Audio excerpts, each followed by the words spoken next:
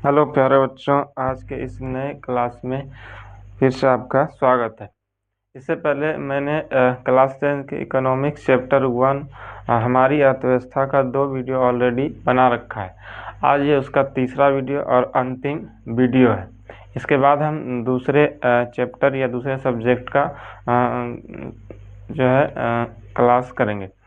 तो आज साथ ही आपको एक सूचना और दे दें कि अगर आप मेरा वीडियो देखते हैं और आपको वीडियो देखने में कोई कठिनाई है तो मैंने एक वीडियो उस पर बनाया है, जिसको देखकर आप वीडियो में जो है क्वालिटी और अपने स्पीड को बढ़ा सकते हैं। साथ ही अगर आप क्लास 8 या क्लास 9 के भी बच्चे इस वीडियो को देखते हैं तो उनके लिए जल्द ही वीडियो जो है उपलब्ध होगा या बनाया जाएगा। तो चलिए क्लास 10 के बच्चों के लिए आज का इस नए टॉपिक में स्वागत है। ये पहला सवाल है कि भारत की पहली मानव विकास रिपोर्ट जो है किस वर्ष जारी किया गया था। जैसे हम पहले पढ़े कि HDI मतलब मानव विकास ह्यूमन डेवलपमेंट इंडेक्स कौन जारी करता है, UNDP। लेकिन यह सवाल है कि भारत की जो है पहली मानव विकास रिपोर्ट जो है किस वर्ष जारी किया गया था। तो इसका आंसर होगा कि भारत की जो पहली मानव विकास रिपोर्ट है वो 23 अप्रैल जो है 2002 को जो है तत्कालीन प्रधानमंत्री अटल बिहारी वाजपेयी द्वारा जो है क्या किया था, अटल बिहारी वाजपेयी द्वारा जारी किया गया था। भारत की पहली मानव विकास रिपोर्ट किस वर्ष जारी किया गया था, तो 23 अप्रैल 2002 अटल बिहारी वाजपेयी।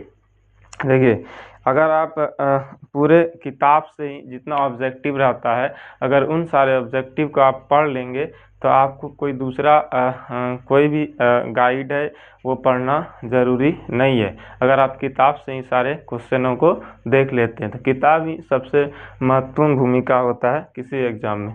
तो किताब को बढ़िया से देखिए, ये किताब से ही सारे प्रश्न हैं, किसी गाइड वाइड से नहीं है। तो मेरा सलाह है कि आप सिर्फ किताब के ऑब्जेक्टिव को ही पढ़ लें, इधर उधर ना भटके। तो पहला क्वेश्चन हम बता दिए कि भारत की पहली मानव विकास रिपोर्ट किस वर्ष जारी किया गया था, 23 अप्रैल 2002 अटल बिहारी वाजपेयी द्वारा। उसके बाद है कि संपूर्ण क्रांति जो है, संपूर्ण क्रांति का जो नारा है ये किसने दिया था। तो बता दें कि बिहार या पूरे ऑल ओवर इंडिया में जो है एक कहा जाता है कि असहयोग आंदोलन के बाद, जो महात्मा गांधी जी का असहयोग आंदोलन था, उसके बाद का यह सबसे बड़ा जो है जन आंदोलन था, जिसमें गांव के सभी समाज के सभी वर्ग के लोग इसमें क्या थे, शामिल थे। इसमें युवा पीढ़ी से लेकर महिलाएं, बच्चे, बूढ़े सब जो है शामिल थे। इसमें ज़्यादातर छात्रों की भूमिका आती थी। इसे संपूर्ण क्रांति को छात्र आंदोलन भी जो है कहा जाता है। अगर पूछा जाए किसे छात्र आंदोलन कहा जाता है तो संपूर्ण क्रांति को ही क्या कहा जाता है, छात्र आंदोलन कहा जाता है। इसकी शुरुआत बिहार से जो है किसने किया था, तो जयप्रकाश नारायण द्वारा जो है इसकी क्या की गई थी, शुरुआत की गई थी। अगर पूछा जाए कि संपूर्ण क्रांति का जो शुरुआत है वो किसने किया था, जयप्रकाश नारायण ने किया था। संपूर्ण क्रांति का शुरुआत, एक क्रांति भी और ये नारा भी है, तो नारा भी किसने दिया था, तो जयप्रकाश नारायण ने दिया था। जयप्रकाश नारायण ने दिया था। और शुरू भी किसने किया था, जयप्रकाश नारायण ने। साथ ही ये कब शुरू हुआ था, तो 5 जून 1974 में, 5 जून 1974 में इस क्रांति की क्या हुई थी, शुरुआत हुई थी। उसके बाद पहला सवाल कि संपूर्ण क्रांति की शुरुआत किसने की थी, जयप्रकाश नारायण ने। संपूर्ण क्रांति का नारा किसने दिया था, जयप्रकाश नारायण ने। उसके बाद यह क्रांति जो है कहाँ से शुरू हुआ था, तो बिहार से। कहाँ से हुआ था, बिहार से। कहाँ से हुआ था, बिहार से। इसे छात्र आंदोलन भी कहा जाता है। क्या कहा जाता है, छात्र आंदोलन। संपूर्ण क्रांति का ही दूसरा नाम क्या है, छात्र आंदोलन कहा जाता है, क्योंकि इसमें छात्रों की भूमिका सबसे ज़्यादा थी, इसलिए इसे क्या कहा जाता है, छात्र आंदोलन कहा जाता है। उसके बाद इसकी शुरुआत कब हुई थी, 5 जून 1974। इसी के बाद जो है भारत में एक स्थिति को देखते हुए जो है उस समय तत्कालीन प्रधानमंत्री जो है इंदिरा गांधी थी, जिन्होंने भारत में जो है तीसरा आपातकाल जो है घोषित किया था। तीसरा आपातकाल, इससे पहले 2 लग चुका था, एक चीन के युद्ध में और एक पाकिस्तान के युद्ध में। लेकिन यह आंतरिक अशांति के कारण लगने वाला क्या था, राष्ट्रीय आपात था, जो कि इंदिरा गांधी द्वारा लगाया गया था। इसमें इन्होंने कहा जाता है कि इन्होंने जो है मतलब परिवारवाद और बढ़ती महंगाई के कारण जो है इस क्रांति की क्या हुई थी शुरुआत। उस समय पूरे देश में जो है बेरोजगार, महंगाई और राजनीति में जो है परिवारवाद आ गया था, जिसको देखकर जो है संपूर्ण क्रांति का आह्वान जो है किया गया। तो आपको यह याद रखना है कि संपूर्ण क्रांति का नारा किसने दिया था? जयप्रकाश नारायण। साथ ही जयप्रकाश नारायण को लोकनायक भी कहा जाता है। क्या कहा जाता है? लोकनायक। अगर आपसे पूछा जाए कि बताइए किसे जो है लोक नायक के नाम से जाना जाता है, तो आपको बताना है कि जयप्रकाश नारायण को ही क्या कहा जाता है? लोक नायक जो है कहा जाता है। लोक नायक क्या कहा जाता है? लोक नायक। किसे लोक नायक कहा जाता है? तो जयप्रकाश नारायण को, जयप्रकाश नारायण को। उसके बाद है दूसरा कि भारत में अंग्रेजी शासन का एक देश था। भारत अंग्रेजी शासन का जो है एक देश था, मतलब भारत अंग्रेजी शासन का क्या था? पहले हम पढ़े कि फूट डालो और शासन करो की नीति किसकी थी? अंग्रेजों की। फूट डालो और शासन करो नीति अंग्रेजों का। यहाँ दूसरा सवाल है कि भारत अंग्रेजी शासन का एक क्या था? तो उपनिवेश। क्या था? उपनिवेश। उपनिवेश था। क्या था? उपनिवेश था। उपनिवेश क्या होता है? जब क्या होता है कि कोई शक्तिशाली राष्ट्र या कोई बड़ा राष्ट्र एक छोटे राष्ट्र को जो है आर्थिक रूप से, सामाजिक रूप से और राजनीतिक रूप से उससे अपना अधिकार स्थापित कर लेता है, तो ऐसे क्षेत्र को हम क्या कहते हैं? उपनिवेश। क्या कहते हैं? उपनिवेश। तो भारत भी लगभग 200 साल तक जो है 200 वर्षों तक क्या रहा था? ब्रिटेन का उपनिवेश रहा था। या ऐसे पूछ दिया जाए कि भारत किसका उपनिवेश था, तो ब्रिटेन का क्या था? उपनिवेश था। भारत किसका उपनिवेश था? अंग्रेजों का उपनिवेश था या किसका उपनिवेश था? ब्रिटेन का उपनिवेश था। उसके बाद है अर्थव्यवस्था जो है आजीविका अर्जन की डैश है। क्या है? मतलब अर्थव्यवस्था क्या है? तो हमें बताना है कि अर्थव्यवस्था आजीविका अर्जन की एक प्रणाली है। प्रणाली क्या है? प्रणाली है। आजीविका जो है अर्थव्यवस्था अर्जन की क्या है? प्रणाली, मतलब सिस्टम है। क्या है? सिस्टम है, जिसमें हम आय का अर्जन करते हैं, अपने जीवन को निर्वाह करने के लिए जो है कार्य करते हैं, उस कार्य के बदले हमें वेतन, मेहनताना जो है मिलता है। जैसे अगर हम भूमि कृषि करते हैं तो भूमि का जो आय होता है वो हमारा लगान होता है, मतलब एक प्रॉफिट होता है। उसी तरह से अब चौथा सवाल है कि अर्थव्यवस्था जो है क्या है? प्रणाली। उसके बाद पांचवा सवाल है कि आर्थिक विकास आवश्यक रूप से डैश की प्रक्रिया है। मतलब आर्थिक विकास कैसी प्रक्रिया है? तो मैं इसका आंसर होगा परिवर्तन की प्रक्रिया है। आर्थिक विकास जो है आवश्यक रूप से क्या है? परिवर्तन की प्रक्रिया है। मतलब परिवर्तन मतलब कि इसमें जो व्यक्ति होता है वो जैसे जैसे अपने कार्य करते रहता है, वो वैसे वैसे जो है उनकी आर्थिक स्थिति जो है सुधरने लगती है। जैसे आज उन्होंने कुछ अच्छा अगर आज वो मान के चलिए 200 जो है मेहनत करके 200 कमा रहे हैं, तो और मेहनत करेंगे तो उससे ज़्यादा और जो है उनका क्या होता है? लाभ होता है। उसके बाद है छठा सवाल कि भारत में आर्थिक विकास का श्रेय किसे दिया जाता है? डैश को दिया जाता है। तो मैं इसका आंसर होगा नियोजन को। किसे दिया जाता है? नियोजन। कि भारत में आर्थिक विकास का जो श्रेय है उसे किसको दिया जाता है? नियोजन को। भारत में आर्थिक विकास का श्रेय नियोजन को दिया जाता है। उसके बाद आर्थिक विकास की माप करने के लिए डैश को सबसे उचित सूचकांक माना जाता है। तो इसका आंसर होगा प्रति व्यक्ति आय। प्रति व्यक्ति आय को, प्रति व्यक्ति जो आय होता है, प्रति व्यक्ति आय, आर्थिक विकास की माप करने के लिए जो है सबसे उचित सूचकांक क्या होता है? प्रति व्यक्ति आय होता है। प्रति व्यक्ति आय क्या होता है?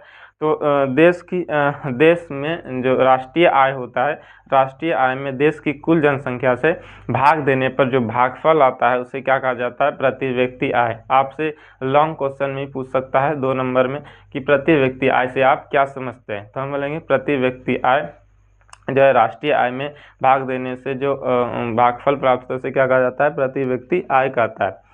हालांकि इस पे हम अलग से वीडियो बनाएंगे लॉन्ग क्वेश्चन पे। इम्पॉर्टेंट जो क्वेश्चन होंगे उन क्वेश्चनों को हम एक बार वीडियो बनाएंगे।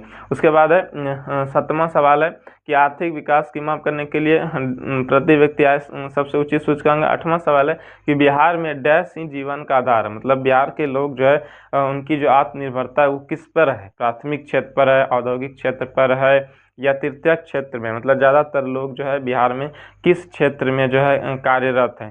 तो बिहार की अधिकतर जनसंख्या जो है लगभग 60 से 70% जनसंख्या वो किस पर निर्भर है? कृषि पर निर्भर है। किस पर निर्भर है? कृषि। तो उनका जीवन का जो आधार है वो क्या है, कृषि है। मतलब अगर कहा जाए कि बिहार में जो है या भारत में भी कृषि अगर निम्न हो जाए तो यहाँ की अधिकतर जनसंख्या जो है उनका रोजगार क्या हो जाएगा, या कई ऐसे उद्योग भी हैं जो कृषि आधारित उद्योग है, जैसे कपास उद्योग है, वस्त्र उद्योग है।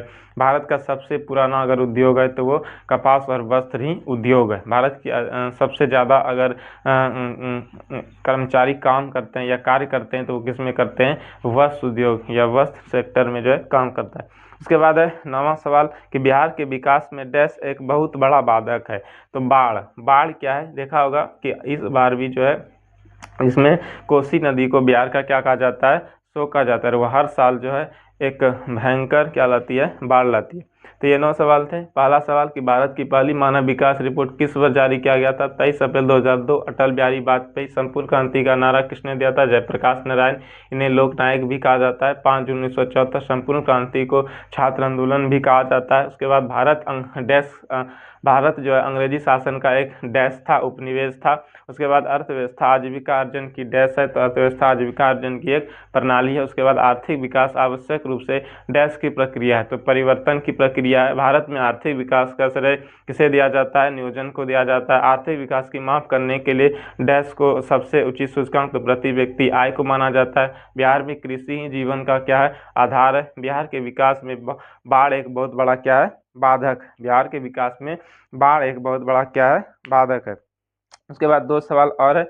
अगर आपसे पूछा जाए कि जिस देश का राष्ट्रीय आय अधिक होता है वह क्या कहलाता है, विकसित कहलाता है, अर्धविकसित कहलाता है या विकासशील कहलाता है। तो जिस देश का राष्ट्रीय आय जो है अधिक होता है वह देश जो है विकसित देश कहलाता है। जैसे भारत एक विकसित देश नहीं है, भारत एक विकासशील देश है। लेकिन अमेरिका अगर देखा जाए तो अमेरिका एक विकसित देश है, चीन एक विकसित देश है, रूस एक विकसित देश है, क्योंकि इनकी जो राष्ट्रीय आय है, प्रति व्यक्ति आय है, वो भारत की तुलना में कहीं ज़्यादा है। भारत की तुलना में क्या है, ज़्यादा। अगर भारत का प्रति व्यक्ति आय देखा जाए तो वो लगभग 1 लाख प्रति व्यक्ति जो है सालाना। प्रति व्यक्ति आय क्या होता है, एक वर्ष का औसतन। एक व्यक्ति जो है भारत में एक आंकड़ा लगाया जाता है कि औसतन एक व्यक्ति 1 साल में जो है कितना रुपया जो है कमाता है, मतलब उनका आय जो है कितना है 1 साल के अंदर।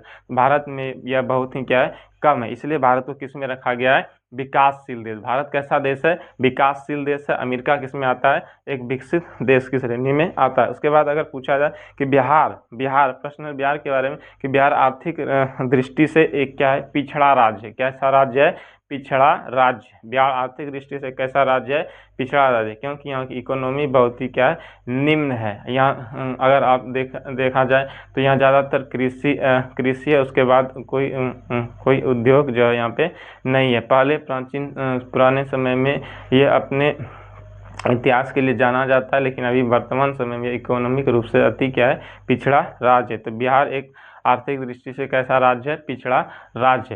तो आज की इस वीडियो में हमने जो है हमारी अर्थव्यवस्था चैप्टर इकोनॉमिक्स का चैप्टर 1 जो है पूरी तरह से सारे ऑब्जेक्टिव को हमने क्या कर लिया है, समाप्त कर लिया। अगर आप चाहते हैं कि इसके बाद कौन सा वीडियो बनाया जाए तो कमेंट में ज़रूर लिखें। साथ ही हमारे वीडियो को ज़्यादा से ज़्यादा लाइक करें एंड शेयर करें। धन्यवाद आज के इस वीडियो में। इसके बाद हम दूसरे वीडियो में मिलेंगे दूसरे टॉपिक के साथ। आज इकोनॉमिक्स का चैप्टर 1 यहाँ हो गया समाप्त। Thank you.